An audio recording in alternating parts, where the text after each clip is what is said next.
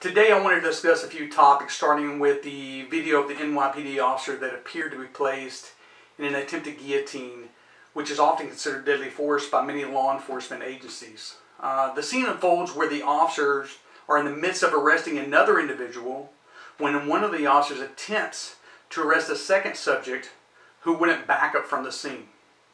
The officer in the video closes the distance and gets his head lower than that of the criminal, which allows for the front guillotine to be applied, which can cause unconscious or even death if held long enough.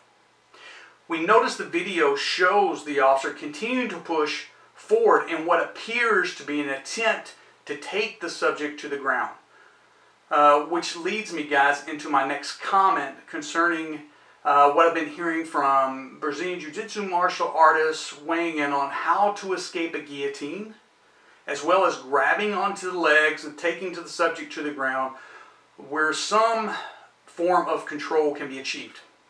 Guys, I'm a big fan of Brazilian Jiu-Jitsu. I'm also a black belt in Jiu-Jitsu and a retired police trainer with 23 years on the job. I definitely realize where these martial artists are coming from when they talk about options and techniques, since I too teach many of the techniques to these officers. But we also must realize there is a time and a place for a ground position in law enforcement.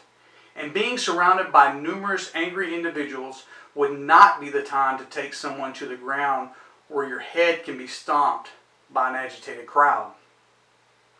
I teach more than one ground control course, to law enforcement.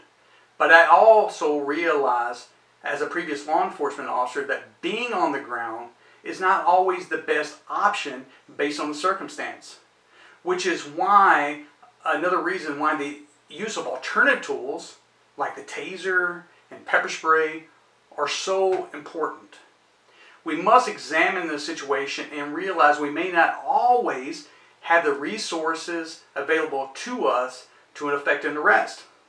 Therefore, we may need to take a tactical pause and wait until we have the backup available to proceed. This can be maintaining a visual of the suspect while we wait for the necessary resources to arrive on scene. Guys, I'm aware that a suspect themselves may push the issue and attack the officers, causing them to engage in what is not always an ideal situation. We must also train to deter letting our emotions push our decision-making ability, where we push forward into a situation that leaves us at a tactical disadvantage. The fact is, Brazilian Jiu-Jitsu is a great martial art, but it also is not appropriate for every situation we find ourselves involved in that doesn't allow us to safely take someone to the ground, especially when we're outnumbered.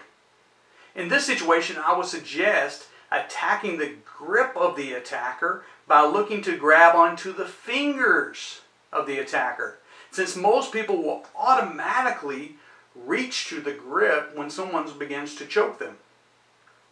Then looking to break or bend the fingers to loosen the grip, or even biting the person on the side if you're able to get your head turned into their side. The thing is, most sports-based grappling has rules against bending fingers, since it is mainly trained in a sports-based competition that looks to protect the competitors from injury, which is why many sports-based trainers don't mention this as an option. The other possible option would be accessing a patrol knife and stabbing repeatedly until the person let go. But this in itself, guys, won't occur without training in this type of situation where response has already been embedded in the mind of the officer. The thing is, in law enforcement, is allowed to be violent when met with violence, which is something that is often not taught, therefore putting officers at a disadvantage in the field. This also means officers need to know there's a time when necessary articulable violence is needed to survive and effect an arrest. The grappling-based only instructors that have never been in law enforcement often never teach self-defense based jiu-jitsu in their academies, but concentrate on the sports aspect of jiu-jitsu, where positions are based upon points, which may not always translate well into law enforcement.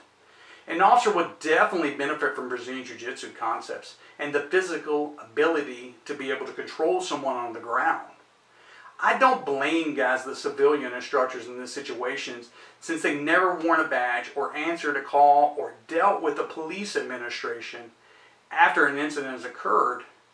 The fact is, a well-placed punch to the face has nothing to do with grappling, but can be very effective as a tool to solve a potential violent encounter by de-escalating the situation while protecting the offender from a higher level of force being used. I've also heard the argument that everyone needs to be a blue belt in Jiu-Jitsu to become a police officer, which often takes 2 years or more to complete, and the officer then must continue the training to keep up with the training as well as the physical ability to be able to respond on the ground. I've also noticed most people that enter Brazilian Jiu-Jitsu gym don't make it to the rank of blue belt, which is the first level above white belt.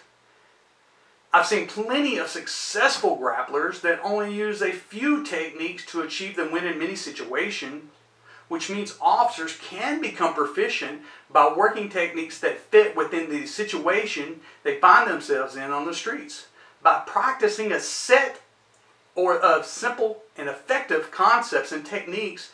But this is also going to take each department putting in the man hours necessary for officers to become somewhat confident in the training that they're receiving, while supporting them when they respond to resistance on the streets. We can't expect them to always proceed with kid gloves, especially when they find themselves faced with criminals in cities like Portland. This almost also means implementing scenario-based training, where officers now have to make decisions based on their situation and their environment, which includes the use of verbal de-escalation when possible. I've heard officers talk about de-escalation as a bad thing, not realizing that de-escalation is not always a verbal-only concept, but rather a well-placed strike or even the use of a firearm is a form of de-escalation. We shouldn't just adopt one concept in law enforcement with the belief that all our problems will be solved if we only grappled or used verbal de-escalation.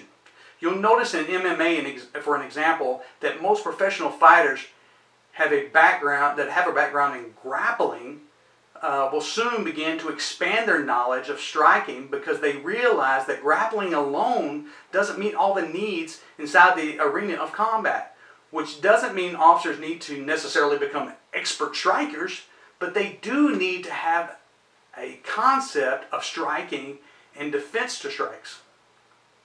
You can't have an officer that is extremely proficient as a grappler that now doesn't know how to apply the grappling skills within their own policy, or uses a vascular neck strength, for instance, that they've learned in a gym as a blueprint response that is now considered deadly force by their agency. This would be the equivalent of putting a novice driver behind the wheel of a race car without the technical knowledge and expecting them not to wreck. The skill of any martial arts based response is great to have, but we must also realize now we have to put that skill into action that fits within the confines of our department policy and law. I personally believe an overall impact of our law enforcement as a whole will not be solved with just one approach, but will take multiple facets over years that will include continued physical standards as well as more frequent training. That includes scenario-based training, de-escalation, and defensive tactics, working hand in hand. These improvements can be made, guys, with an invigorated approach to the problem. But that will take all parties being on board, which includes the financial ability to make this a priority. I wish each of you the best and want you to remember that we're always here to help you, even if you never attend any of our training events. We do wish the best to you and your family. Guys, for more videos like this, log on to blueshieldtactical.com, where you can see the videos and our upcoming courses. Thanks, please be safe, and watch your six.